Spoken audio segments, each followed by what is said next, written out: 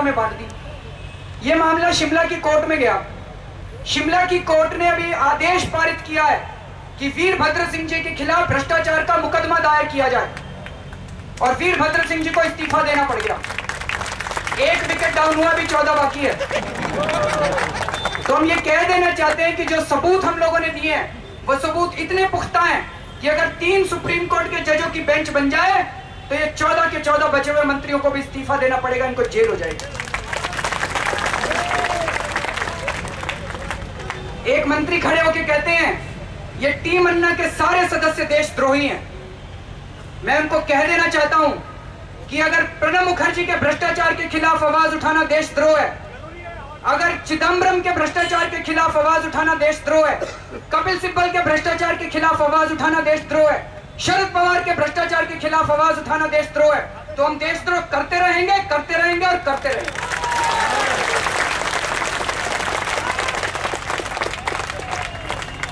तो हमारी पहली मांग है कि 3 सुप्रीम कोर्ट के जजों की जांच दल बनाइए, हमारी भी सबकी जांच करा लीजिए और अपने 15 मंत्रियों की भी जांच करा लीजिए। दूसरी बात, इतनी महंगाई हो रही है हमारे देश के अंदर, एक आम आदमी का जीना मुश्किल हो गया, अपने परिवार को पालना मुश्किल हो गया, बच्चे पालने मुश्किल हो गए, दूध खरीदना मुश्किल हो गया, चावल दाल खरीदना, सब्जी खरीदना मुश्किल हो गया।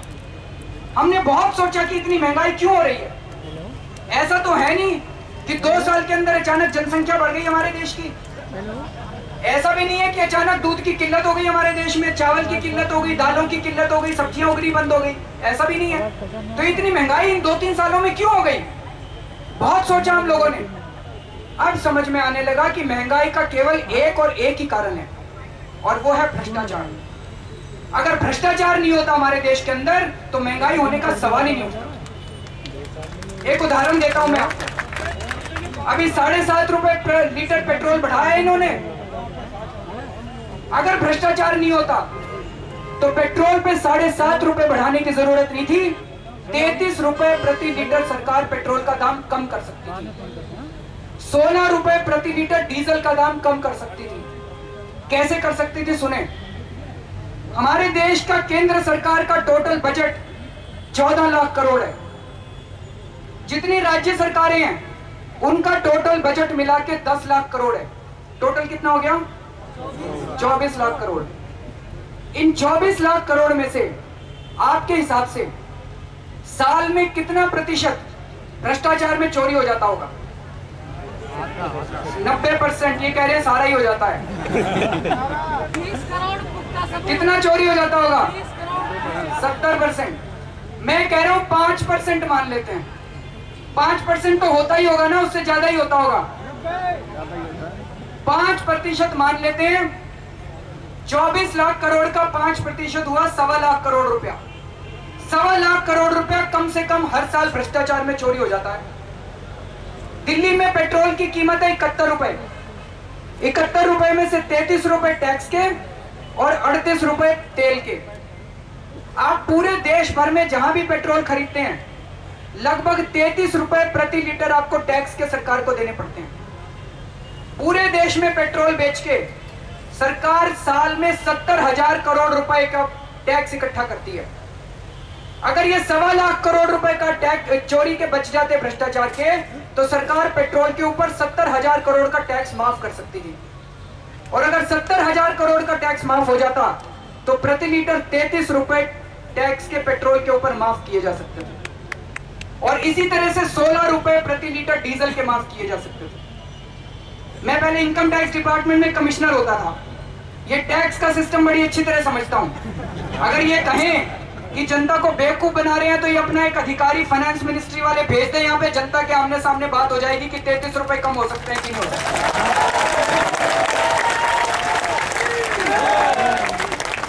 लेकिन ये कम करेंगे नहीं, लूट तंत्र है ये। इस देश में महंगाई जानबूझ के की गई है, ये हमें लूटने के लिए की गई है। हमारी जेबों से पैसा निकाल के ये सारा पैसा स्विस बैंकों में भेज रहे हैं। अंग्रेज पहले हमें लूट के पैसा लंदन ले जाते थे, ये हमें पैसा लूट के स्विस बैंकों में ले जा रहे हैं। फर्क कुछ भी नहीं हुआ। पहले भी हम गुलाम थे, अभी भी हम गुलाम हैं। इसलिए अन्ना जी कहते हैं कि आजादी की दूसरी लड़ाई है। हम लोगों को आजादी की दूसरी लड़ाई लड़ने के लिए तैयार होना पड़ेगा। संसद के अंदर 162 सांसद ऐसे बैठे हैं जिनके खिलाफ हत्या के मामले चल रहे हैं, ठगी के मामले चल रहे हैं, अपहरण के मामले चल रहे हैं। ऐसे लोग बैठ के हमारी संसद में कानून बना रहे हैं। एक दिन एक मीटिंग में मैंने कह दिया कि हमारी संसद में कुछ हत्यारे बैठे हैं, तो कहते हैं इस लड़के की भाषा बड़ी खराब है। मैंने बहुत सोचा घर आके कि मैंने ऐसा क्या गड़बड़ कह दिया। हत्या करने वाले को हत्यारा नहीं कहेंगे तो क्या कहेंगे? वो कह रहे हैं बेचारा कहेंगे। आप तो हत्या करो, हत्या करके आके संसद में बैठ जाओ।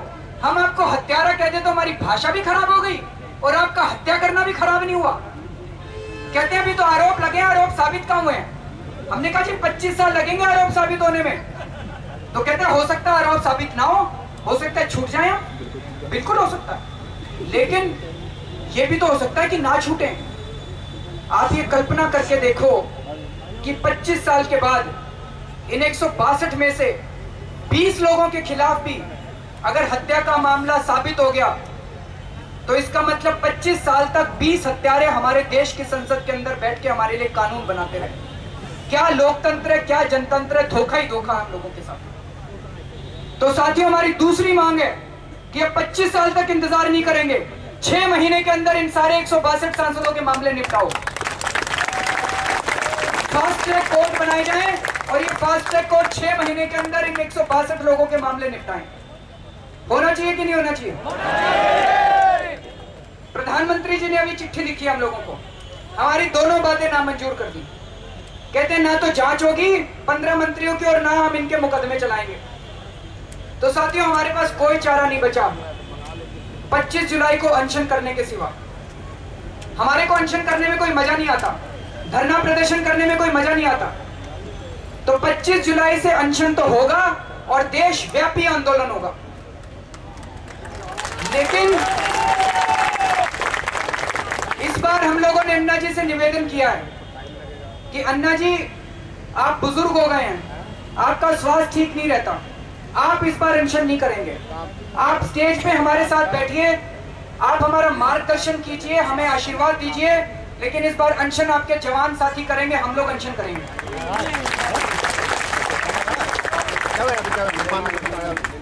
साथियों, पहली आजादी की लड़ाई के अंदर युवाओं ने बलिदान दिया था। भगत सिंह, चंद्रशेखर आजाद, सुभाष चंद्र बोस, ये सब लोग युवा थे। अब इस दूसरी आजादी की लड़ाई में भी बलिदान देने का टाइम आ गया है। बिना बलिदान दिए महंगाई और भ्रष्टाचार दूर नहीं हो सकता इस देश में। इसमें भी युवाओं को सामने आना पड़ेगा।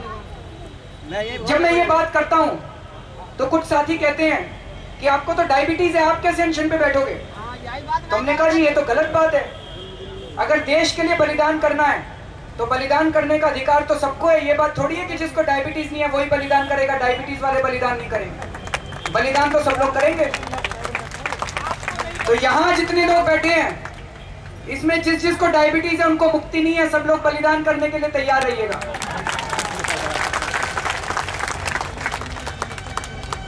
एक पत्रकार ने मेरे से पूछा कि 25 जुलाई को बैठोगे, जनता आएगी? मैंने कहा जी मैं कोई नेता तो हूं नहीं कि मेरे पीछे 1 लाख आदमी खड़े हैं। मैं तो आम आदमी हूं, भ्रष्टाचार से दुखी हैं, महंगाई से दुखी हैं। हम तो जाके 25 जुलाई को जंतर मंतर पे बलिदान देने के लिए पहुंच जाएंगे। जनता को तय करना है कि जनता आएगी कि नहीं आएगी।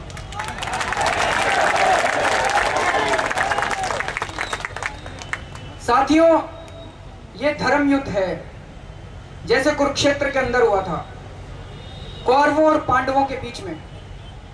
पांडवों के पास कुछ भी नहीं था, कौरवों के पास सब कुछ था, शासन, प्रशासन, सेना। हमारे पास भी कुछ नहीं है। मैं, अन्ना हजारे, किरण बेदी, प्रशांत भूषण, सब फक्कड़ हैं हम लोग।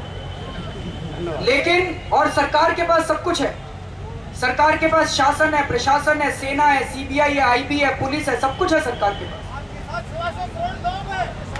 लेकिन पांडवों के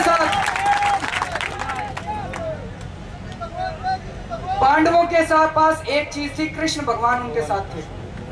हमारे साथ भी एक चीज है, हमारी सच्चाई, हमारी ईमानदारी और भगवान हमारे साथ है। ये जो आंदोलन बन गया,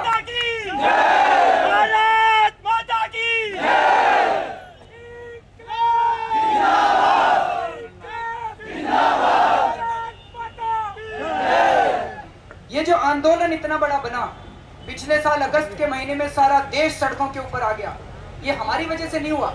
हम तो बहुत छोटे लोग हैं, बहुत आम लोग हैं। मुझे पूरा यकीन है कि ऊपर कोई दैवी शक्ति है जो इस पूरे आंदोलन का संचालन कर रही है। कई लोग हमसे पूछते हैं आपका आंदोलन सफल होगा? हमने कहा जी भगवान कभी हार नहीं सकता, सच्चाई कभी हार नहीं सकती। आंदोलन तो सफल होगा ही होगा, भारत भ्रष्टाचार मुक्त होके ही रहेगा, लेकिन वो सफलता देखने के लिए हम जिंदा होंगे कि नहीं होंगे ये हमें नहीं पता। हमें एक चीज पता है कि अंतिम सांस तक हम लोग भ्रष्टाचार मुक्त भारत के लिए लड़ते रहेंगे और अंतिम बलिदान और अंतिम कुर्बानी देने के लिए हम लोग तैयार हैं।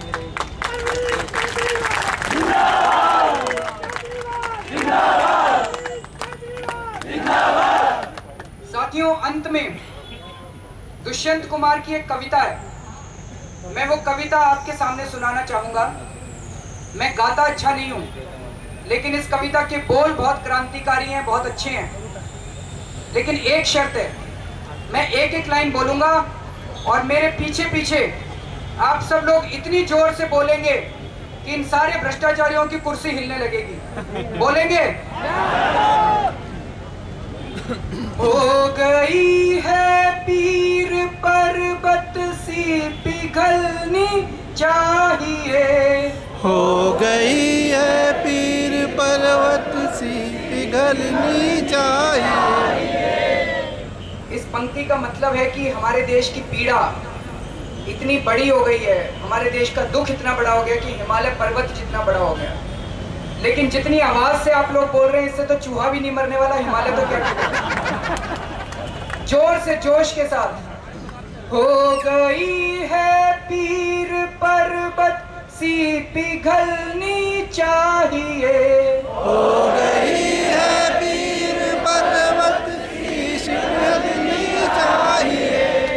इस हिमालय से कोई गंगा निकलनी चाहिए, इस हिमालय से कोई गंगा निकलनी चाहिए। सिर्फ हंगामा खड़ा करना मेरा मकसद नहीं, सिर्फ हंगामा खड़ा करना मेरा मकसद नहीं। मेरी कोशिश है कि ये सूरत बदलनी चाहिए, मेरी कोशिश है ये सूरत बदलनी चाहिए। मेरे सीने में नहीं तो तेरे सीने में सही, मेरे सीने में नहीं तो तेरे सीने में सही। हो कहीं भी आग लेकिन आग लगनी चाहिए, हो कहीं भी आग लेकिन आग जलनी चाहिए। आज ये दीवार पर्दों की तरह हिलने लगी, आज ये दीवार पर्दों की तरह हिलने लगी। शर्त लेकिन ये है कि बुनियाद हिलनी चाहिए, शर्त लेकिन ये है कि बुनियाद हिलनी चाहिए। भारत माता की जय! भारत माता की जय! इनकलाब जिंदाबाद! इनकलाब। जिंदाबाद! अरविंद जी संघर्ष करो, हम तुम्हारे साथ हैं। अरविंद जी संघर्ष करो, हम तुम्हारे साथ हैं। अरविंद जी संघर्ष करो, हम तुम्हारे साथ हैं। मैं गुड़गावा की तरफ से टीम अन्ना, अरविंद केजरीवाल और सब लोगों का बहुत बहुत शुक्रगुजार हूँ और मैं आशा करता हूँ कि